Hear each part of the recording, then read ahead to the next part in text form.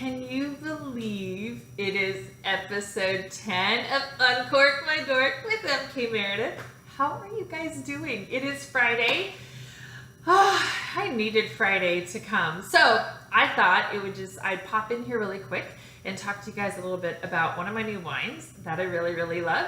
And then one thing that happened today, which kind of pushed me towards feeling like maybe I needed a glass, So it's a Pinot Noir, and it's the Scout and Cellar. So any of you guys who know about my Scout and Cellar wines, you know that there's no added sugar.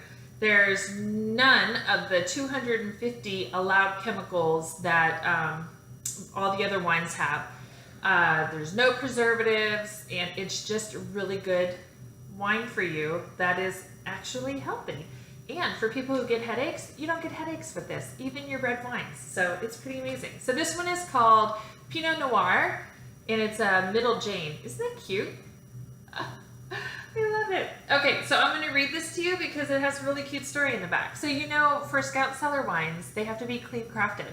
So they're small batch, hand-picked. They don't use any of the chemicals, preservatives, or anything like that in order to grow their wines. So you know that they're really good, clean crafted wine. And with all my history, it's really good for if I'm going to be drinking the wine to go ahead and drink these. So that's what I'm doing. All right. So Middle Jane, I'm going to read to you because I know how much you guys all love when I just read to you. I'm an idiot. And this is why it's called Uncork My Dork. Now you know.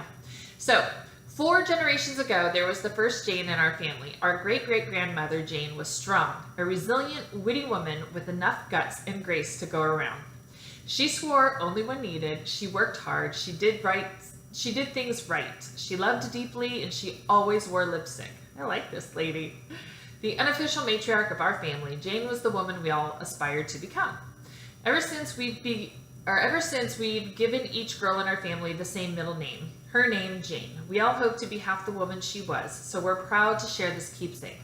It's a constant reminder to be brave, to do things right, to be loving, to be more like Jane.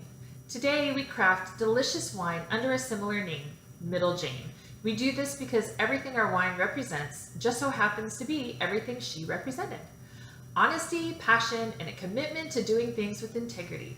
It's been this way for generations, and we'll continue to do it this way. That's how Jane would have done it. Can you imagine having this as like your legacy? To have first of all your grandchildren, to have your name as a middle name.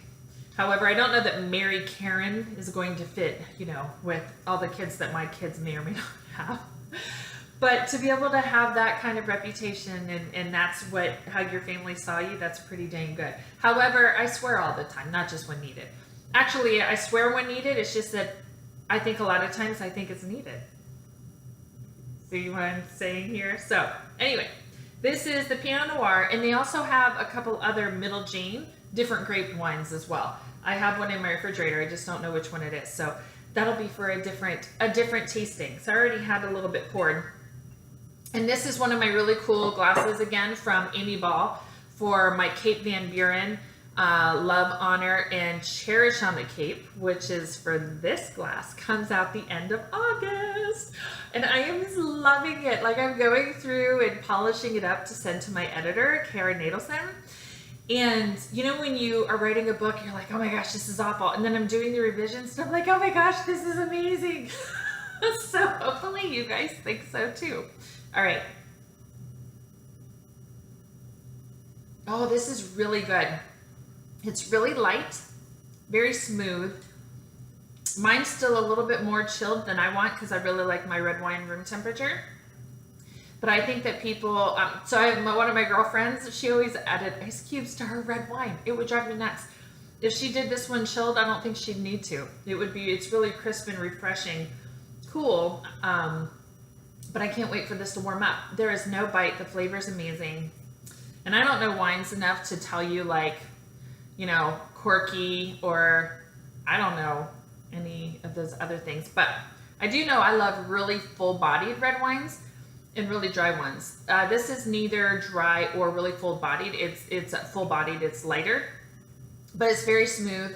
And so I'm okay with that, with it not being really dry. I really like this one. So you guys go check this out. Middle Jane Pinot Noir. You have to check it out. And you want to know a really quick story? Because now I'm going past my time. Today I was at Duck Donuts, which is this really crazy donut shop.